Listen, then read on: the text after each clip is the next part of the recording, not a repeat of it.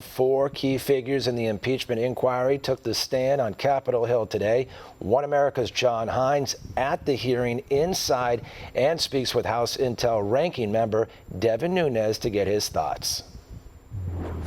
House Democrats had hoped to use the impeachment hearings this week to inch allegations of bribery closer to President Trump, gambling that the parade of witnesses voicing concerns about his actions in Ukraine will finally move the needle of public opinion against the president.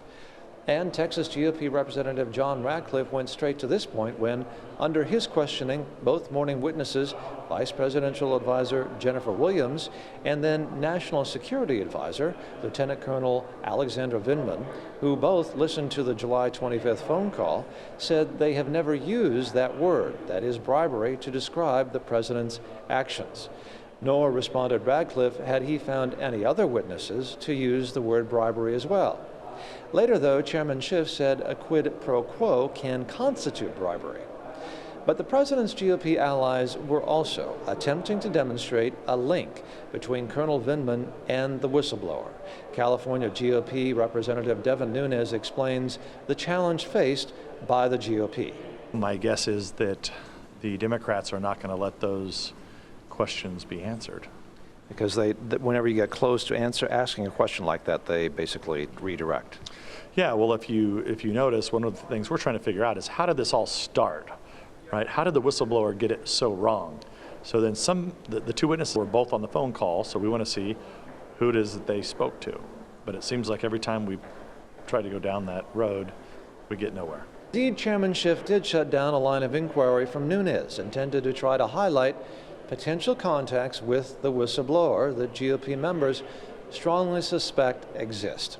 Ohio Republican Jim Jordan followed up, asking rhetorically, how can Colonel Vindman say on the one hand he does not know the whistleblower, yet refuse to answer questions which may reveal the identity of the whistleblower in fact? In the afternoon session, NSC official Tim Morrison, who was Vindman's boss at the NSC, when asked whether Colonel Vindman leaked information, said others had represented that. And Morrison was concerned also. Vindman did not keep him, that is Morrison, in the loop and, in fact, did not come to him first after that July 25th call. Morrison also admitted that Vindman felt cut out of the Ukraine portfolio, in particular saying Vindman was left out of an official trip to Ukraine.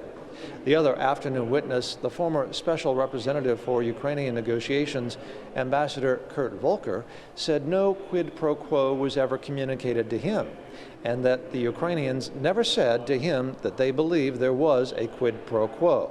In open session, he immediately told the audience that at no time was he a part of an effort to investigate Joe Biden, saying, quote, "As you know from the real-time documentation, that Vice President Biden was not a topic of our discussion," end quote.